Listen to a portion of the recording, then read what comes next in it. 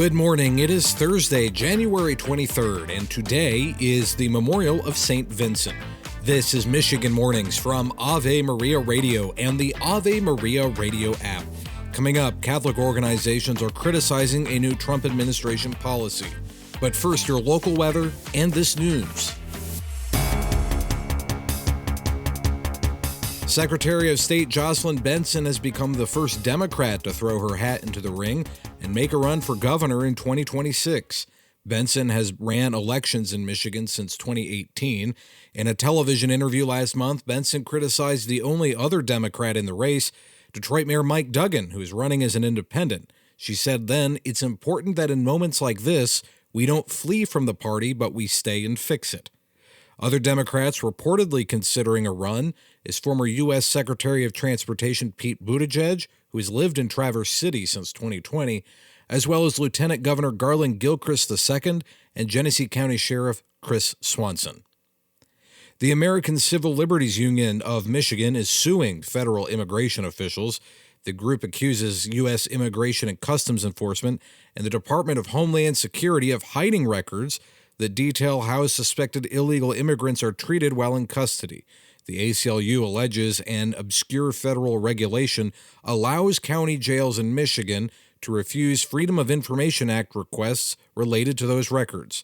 An attorney for the civil rights group says ICE is misusing the rule to protect its practices from public scrutiny. The Michigan Senate is authorizing legal action against the State House of Representatives. A resolution passed yesterday allowing Senate Majority Leader Winnie Brinks to sue House Speaker Matt Hall for failing to send bills to Governor Gretchen Whitmer's desk.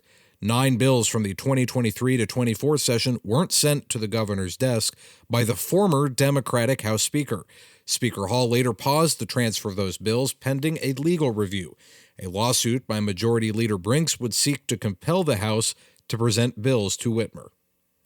A Wixom man who was convicted for assaulting police using a hockey stick on January 6, 2021 at the U.S. Capitol has been freed from prison in Kentucky after President Trump pardoned over 1,500 people for their roles. Michael Foy is a former U.S. Marine and was sentenced to at least 3 years in prison in June 2023. They did everything in the world to break us. The day that he was arrested, I lost my job. In this 4 years, I lost my marriage, my house. That's his father, Joseph, who drove to Ashland, Kentucky to get his son 2 days ago after the pardon was issued. Joseph said he would hug Trump and thank him for granting the pardon if he was able to. And it's the end of printing for major local newspapers in Detroit. The Detroit Free Press and the Detroit News announced they will be shutting down their printing press in Sterling Heights. The News and the Free Press have been printed there since 1972, and the last paper to be printed there will be on August 3rd. You're listening to Michigan Mornings. Now this. How best to express ourselves to God? Our prayer takes flesh, says the Catholic Catechism, when we use mental or vocal words to talk to God, who speaks to us through His Word. Our heart must be involved in prayer. We must be present to Him whom we are addressing. Whether or not our prayer is heard depends not on the number of our words, says St. John Chrysostom, as the fervor of our souls. Vocal prayer is essential to the Christian life. Jesus taught the perfect vocal prayer, the Our Father, to His disciples. He prayed aloud the liturgical prayers in the synagogue.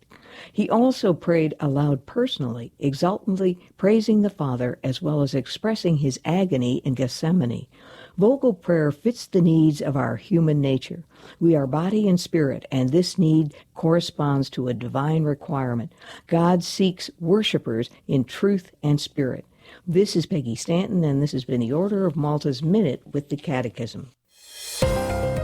We have a 30% chance of snow in the forecast today in Detroit. Our high will be 26. Tonight will be partly cloudy with lows around 10. Tomorrow will be mostly sunny with temperatures around 21. Saturday will be mostly cloudy with highs around 30. And Sunday will be partly sunny with highs in the upper 20s.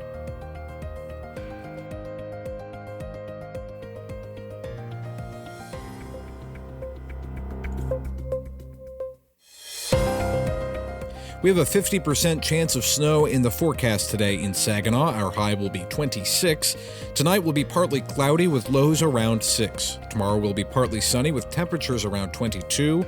Saturday will be mostly cloudy with highs around 30. And Sunday will be partly sunny with highs in the mid-20s.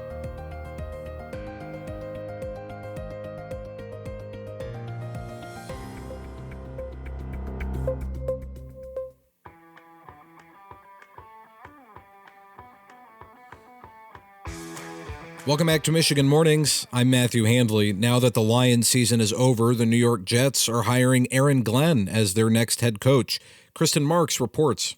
It's the first head coaching job for the 52-year-old Glen, who has served as the defensive coordinator for the Detroit Lions since 2021. He was drafted by the Jets in the first round of the 1994 NFL Draft and played cornerback for Gang Green for 8 seasons. Glen was also hired as a scout for the Jets in 2012. The Jets went 5-12 this past season. Glen will look to turn the team around after 9 straight losing seasons. Meanwhile, the Jets' search for a new general manager continues. Kristen Marks, NBC News Radio. The U.S. House has passed the Laken-Riley Act with bipartisan support. Here's details from News Nation's Joe Khalil.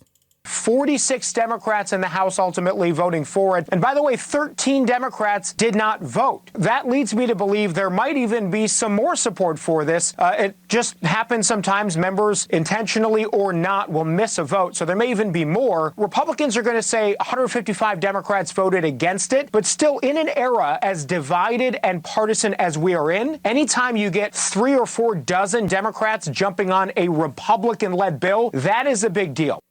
The bill is named after a Georgia college student who was killed by an illegal migrant who was previously arrested for shoplifting and was released by police.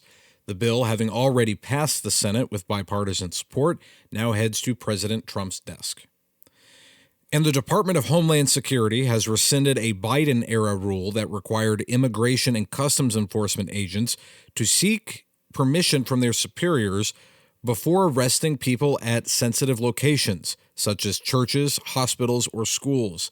The Catholic Legal Immigration Network, Inc., founded by the U.S. bishops in 1988, said in a December interview with Catholic News Agency that it is deeply concerned about any changes that would undermine the safety and well-being of immigrants and their families.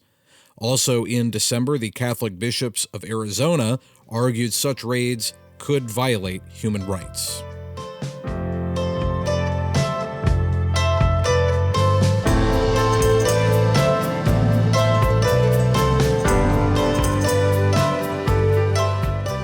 Stay tuned to Ave Maria Radio for more inspiring and engaging Catholic talk radio, such as Burning Hearts, coming up today at 11:30 on Ave Maria Radio and the Ave Maria Radio app.